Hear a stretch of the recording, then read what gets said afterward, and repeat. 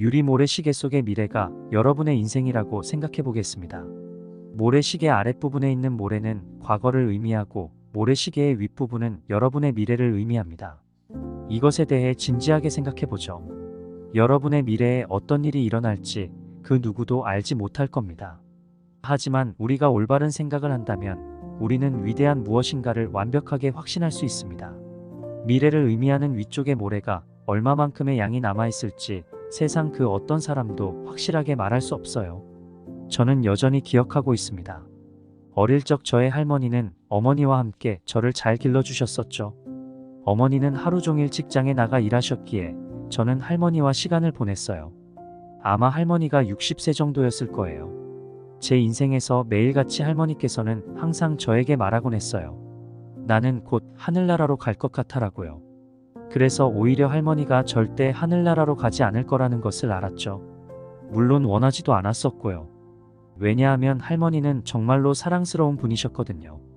할머니는 계속해서 난 얼마 후면 죽을 것 같아라고 말하셨고 결국 94세에 하늘나라로 가셨죠. 60세부터 94세까지 금방 하늘나라로 갈 거라고 말씀하신 겁니다. 그와 비슷한 무렵 밥 예이츠라는 친구가 있었습니다. 밥과 저는 모든 걸 같이 했고 함께 자주 다녔었죠. 우리는 정말 친한 친구였습니다. 그는 저보다 몇 달 먼저 태어났었어요. 그는 저보다 3달이나 먼저 운전면허를 취득했습니다. 그 당시 밥은 트럭을 운전했던 걸로 기억합니다. 1951년 7월 9일 밥은 고속도로를 달리고 있었어요. 친숙하게 여기는 갈림길로 빠지던 중이었을 겁니다. 밥은 갈림길로 내려가는 중 콘크리트를 지나쳐 가야 했죠. 밥이 그 도로를 달리던 중에 콘크리트를 부딪혀서 사고를 당했죠. 그리고 그는 결국 그날의 사고로 하늘나라로 떠나게 되었습니다.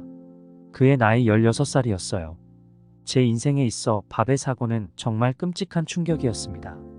절대 잊지 못할 겁니다.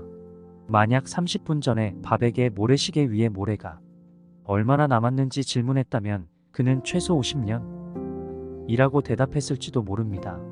하지만 그의 시간은 30분도 남지 않았었죠. 우리 모두는 오늘 밤 잠에 들 수 있을 거라 믿을 것입니다. 내일 밤에도 잠을 잘 것이고 아침에 자고 일어날 것이라 생각하겠죠. 하지만 그 누구도 확실하게 어떤 일이 일어날지 알 수 없습니다. 제가 말씀드리고 싶은 핵심은 여러분은 미래에 얼마만큼의 시간이 남아있는지 모른다는 겁니다. 지나간 것은 지나간 일일 뿐이죠. 절대 여러분이 그것에 대해 손쓸 수 있는 방법은 없어요. 누군가는 이혼을 할 수도 있죠. 몇몇 분은 경제적 파산이 났을 수도 있고요. 그리고 몇몇은 과거에 끔찍한 경험을 했을 것입니다. 하지만 끝난 건 끝난 것입니다. 그것은 과거일 뿐이죠. 그리고 여러분의 시간을 과거에 집중하는 것은 여러분이 가진 것 중 고작 아주 작은 일부만을 쓰는 겁니다. 모래시계 안의 모래는 절대 흐르는 중간에 멈추지 않습니다. 모래시계 안에 흐르는 모래가 우리가 가진 전부라고 생각해 보세요. 여러분의 시간을 과거에 집착한다면 어떻게 될까요? 답은 이미 정해져 있죠. 여러분 미래는 과거와 같을 겁니다. 그러니 과거에 집착하지 말고 행복한 오늘과 긍정적인 미래를 위해서만 사시길 바랍니다.